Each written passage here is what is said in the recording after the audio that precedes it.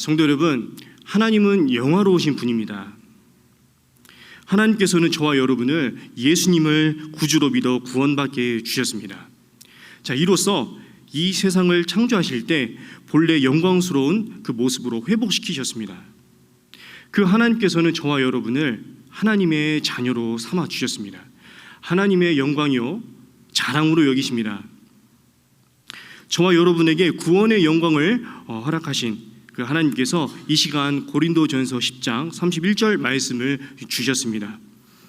하나님의 영광을 위해 살아가는 말씀입니다. 자, 이 말씀은 앞서 6장에 너희 몸으로 하나님께 영광을 돌리라, 이 말씀의 심화 내용이라 볼 수 있습니다. 그렇다면 하나님의 영광을 위하는 모습은 어떤 모습일까요? 먼저 이 본문의 상황을 살펴보겠습니다. 이 본문 고린도전서 이 10장에서 고린도 교회의 상황은 이렇습니다. 로마가 고린도 지역을 지배하고 있었고 황제를 숭배하게 했습니다. 그리고 고린도 지역은 해양 도시여서 무역이 발달했습니다. 그래서 온갖 우상이 들어오게 됐습니다. 이로 인해서 우상 숭배가 성행했습니다. 이 우상 숭배의 과정에는 잔을 나누는 과정이 있는데 여기에는 나는 우상에게 속한 사람입니다. 그리고 나는 우상과 하나가 되었습니다. 이런 의미를 담고 있습니다.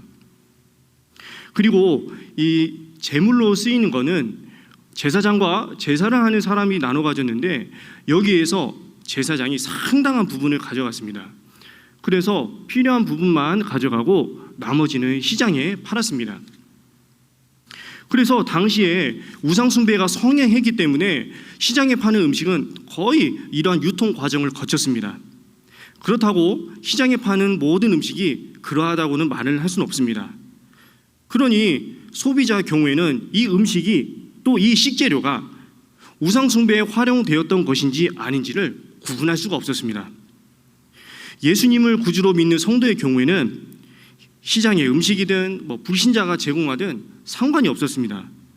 왜냐하면 그 음식을 먹는다고 해서 믿음이 막 변질되거나 믿음에서 막 떠나거나 이런 증상이 나타나는 것은 아니었기 때문에 그렇습니다. 설령 우상 숭배에 활용될 음식이라 할지라도 시장에 이제 내놓은 순간부터는 더 이상 종교적인 의미를 가지질 않았습니다. 그저 음식일 뿐이었습니다. 그래서 사도 바울은 25절에서 무릇 시장에서 파는 것은 양심을 위하여 묻지 말고 먹으라. 그러면서 26절에서 이는 땅에 거기 충만한 것이 주의 것입니다 라고 전했습니다. 자, 어느 날 불신자가 식사를 초청했습니다. 이 본문에서 전하는 문제는 아마 여기에서 발생한 것 같습니다. 그 자리에는 이 믿음 있는 성도들이 함께했습니다. 이 불신자가 준비한 음식을 이제 보는데 그 음식이 시장에서 사온 건지 직접 했는지 모릅니다. 그리고 설령 시장에서 사왔다 할지라도 이게 우상 숭배에 활용됐던 음식이었는지 그 출처도 확신할 수 없습니다. 그런데 이 식사 자리를 보니 이제 아주 먹음직스러워서 이제 먹으려고 하는데 같이 온 성도님이 이렇게 옆구리를 찔리면서 이렇게 이야기하는 겁니다. 야, 이 음식이 지금 우상 제물이라고 이렇게 이야기하는 겁니다. 방금 언급한 이 식사 자리의 예를 오늘날 우리 현장에 다시 표현을 해보면 이렇습니다. 성도님들이 이 불신자 그 예수님 믿지 않는 분의 이 식사 초대를 받았습니다. 그 자리에 갔는데 야, 이 갖가지 채소가 이제 상큼한 그 냄새가 나는 이 드레싱에 얹어가지고 아주 먹음직스럽게 식탁에 올려져 있었습니다. 그 자리에는 그 성도님만 간 게 아니라 마음이 맞는 그런 성도님과 함께 갔었는데 그분과 함께 이제 식사를 이제 먹으려고 준비하고 있는 겁니다. 이 샐러드에 이어서 이제 다음에 나오는 음식이 스테이크였는데 야, 이 고기가 이만큼 두툼합니다. 근데 김이 모락모락하게 나는데 이 먹음직스럽게 육즙까지 쭉쭉쭉 떨어지는 거예요. 야, 이걸 보면서 하나님 감사합니다. 옳았구나. 이제 먹기만 하면 되겠구나. 이러고 있었는데 옆에 이제 같이 온 성도님들이 콕 찌르면서 성도님 이거 먹으면 안 돼요. 이거 먹으면 안 돼요. 이렇게 언지를 준 겁니다. 성도 여러분, 만약에 이러한 상황이라면 어떻게 하시겠습니까? 모르긴 몰라도 아마 먹는 거 앞에서는 반응은 거의 비슷할 것 같습니다. 난감하고 마음이 복잡할 것 같습니다. 만약 제가 당시에 고린도 교인이었다면 이랬을 것 같습니다. 겉으로는 말은 못하고 속으로 이렇게 말했을 것 같습니다. 성도님, 다이어트는 내일 하는 거예요.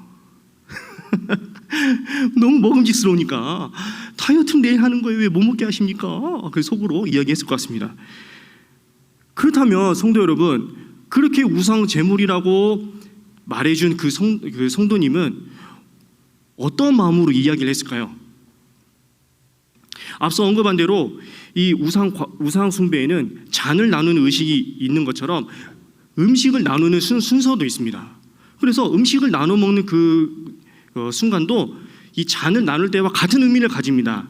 아마 이런 의미에서 염두에서 이 말을 한 것 같습니다. 여기에서 사도 바울은 이를 알게 한 그 사람의 양심을 위해서 음식을 먹지 말라, 이렇게 전했습니다. 왜냐하면 그냥 시장에 파는 음식은 그냥 음식일 뿐입니다. 혹여 그 식재료가 고기라면 하나님께서 정해주신 그 쓰임에 맞게 쓰인 것뿐입니다. 그래서 거리낌 없이 먹으면 됩니다. 그런데 만약에 이거 우상제물입니다 알려줬는데 개의치 않고 만약에 먹었다고 봅시다. 그러면 그 모습을 보고 알려준 사람은 어떻게 받아들일까요? 이분 이렇게 안 봤는데 믿음 좋다고 이렇게 이야기를 하더니 우상숭배자였네, 이거 완전 위선자네, 이렇게 생각할 수도 있습니다. 그렇지 않을까요? 이게 심하면 상처받고 실족할 수가 있습니다. 한편으로는 교회를 떠날 수가 있습니다. 그래서 사도 바울은 그런 결과를 낳느니 차라리 먹는 거를 자제하라, 그런 의미에서 말을 전했습니다. 그러면서 전한 내용이 저와 여러분이 읽은 바로 9절입니다. 다시 한번 읽겠습니다. 자, 고린도전서 10장 31절입니다. 그런즉 너희가 먹든지 마시든지 무엇을 하든지 다 하나님의 영광을 위하여 하라, 이렇게 말했습니다. 성도는 먹든지 마시든지 무엇을 하든지 하나님의 영광을 위해야 합니다.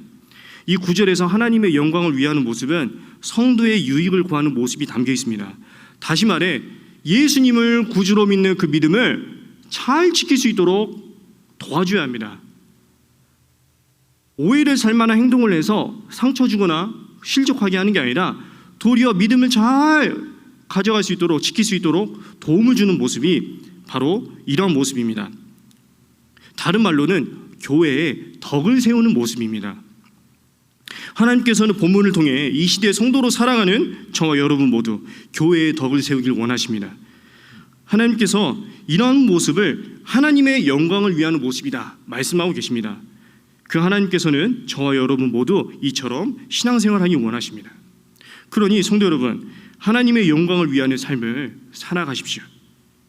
이를 위해서는 오랜 시간 하나님이 어떤 분인지를 알고 말씀도 많이 알고 계신 분이라면 그러지 못한 성도님을 위해서 기도하고 기다려줘야 합니다. 우리 예수님 보십시오. 저와 여러분이 태어나기 전에 십자가에 달리셨습니다. 왜 십자가에 달려서 그토록 비참하게 죽으셨나요? 죄가 무엇인지, 죄의 결과가 어떤지를 누구보다도 잘 알고 계시기 때문에 저와 여러분을 대신해서 십자가에 달리셨습니다. 달리신 데에 끝나지 않으시고 몸에 있는 모든 물과 피를 다 쏟으면서 죽기까지 하셨습니다.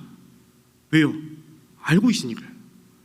그러니 믿음 생활에서 말씀도 하나님에 대해서 아노라 한다면 기도하고 기다려줘야 됩니다.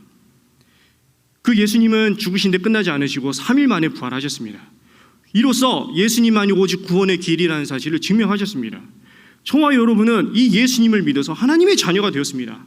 그러니 마땅히 믿음이 연약한 성도가 보인다면 기다려주고 기다려야 합니다.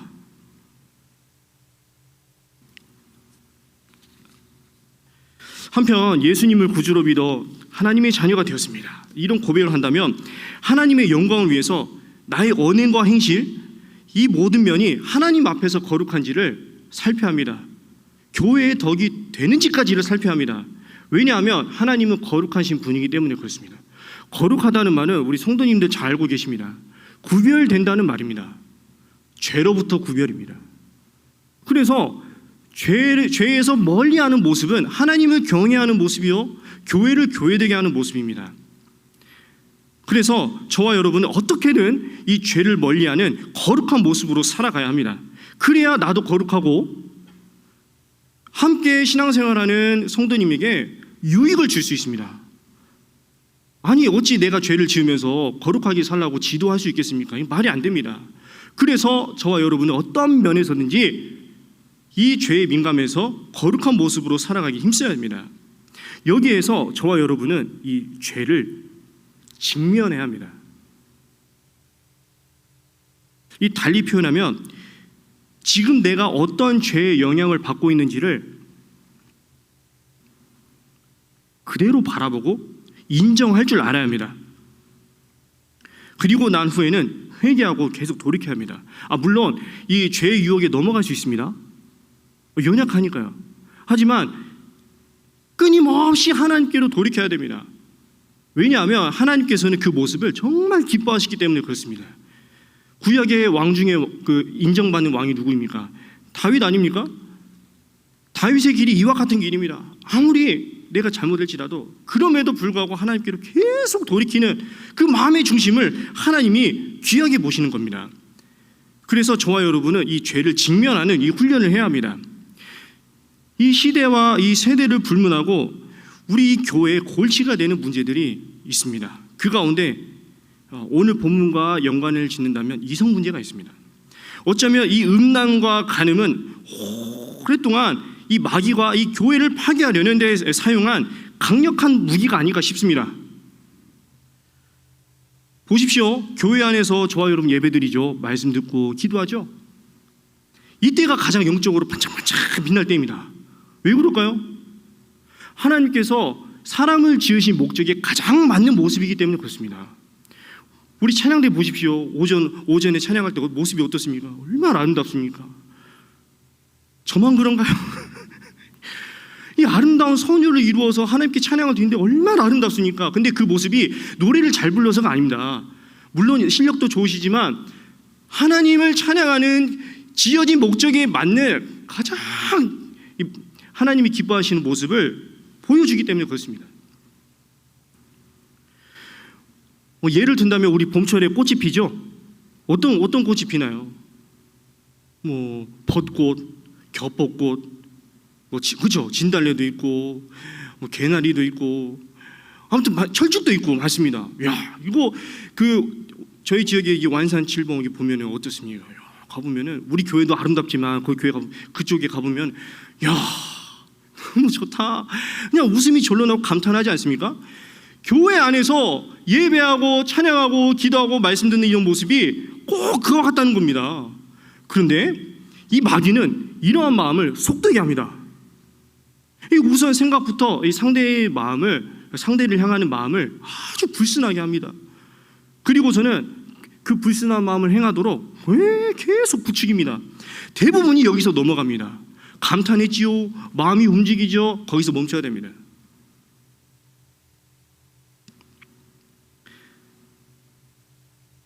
세상에서는 이러한 모습을 문제 삼지 않습니다.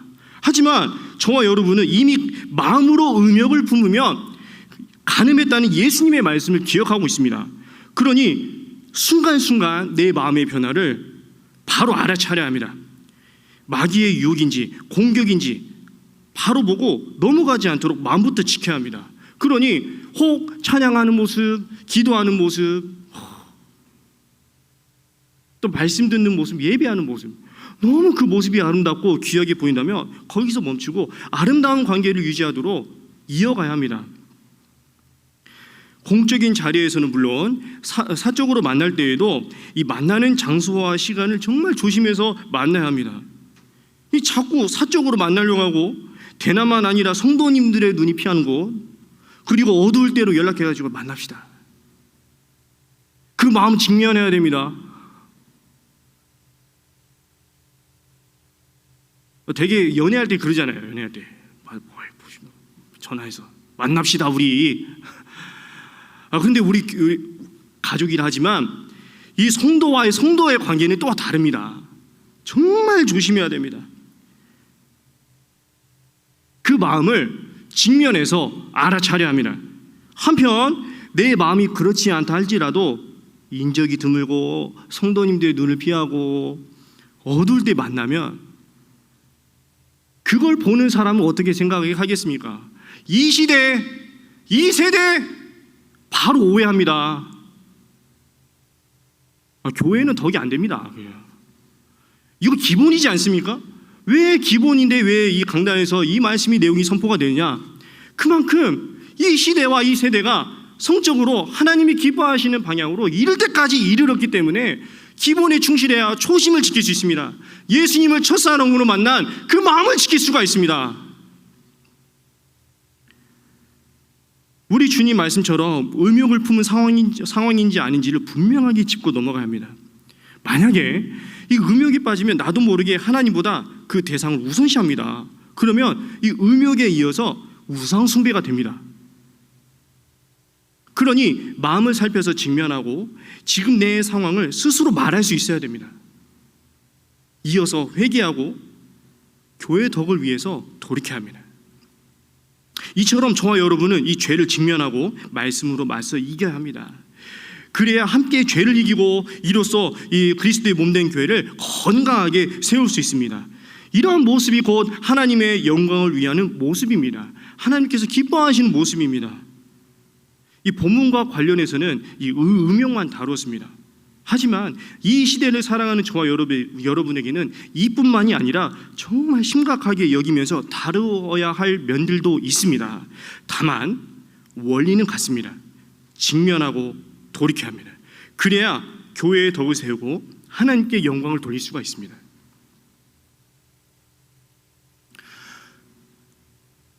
성도 여러분, 하나님은 영광 가운데 존재하시는 분입니다. 말씀으로 역사하십니다. 그 하나님께서는 이 시간 고린도전서 10장 31절 말씀을 주셨습니다. 이 구절을 통해 너의 믿음만 보지 말고 곁에 있는 성도의 믿음을 살펴서 먹든지 마시든지 무엇을 하든지 다 하나님의 영광을 위해서 하라고 말씀하셨습니다. 다시 말해 교회 덕을 세우는 일로 하나님의 영광을 위하는 삶을 살아가라 말씀하셨습니다. 이를 위해서 저와 여러분은 믿음이 약한 성도가 보인다면 기도하며 기다려야 합니다. 그리고 저와 여러분은 스스로 모든 상황을 있는 그대로 직면하고 맞서 대응해야 합니다. 어렵다고 회피하면 안 됩니다. 합리화해서 또 지나치면 안 됩니다.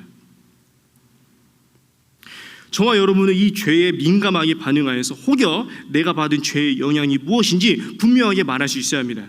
그 다음 회개하여 하나님 말씀으로 대처해야 합니다. 이러한 훈련은 하루 이틀로 끝날 일이 아닙니다. 끊임없이 훈련해야 합니다. 말씀을 전하는 저라고 장담할 수가 없습니다. 항상 끊임없이 훈련해야 합니다. 그래야 나 자신의 믿음은 물론 함께 신앙생활하는 성도님들과 이 아름다운 교회를 견고하게 세워나갈 수 있습니다. 이처럼 오늘 주신 말씀 따라 행한다면 영화로우신 하나님께서는 성도 여러분의 삶을 통하여 더욱 영광을 받으실 것입니다.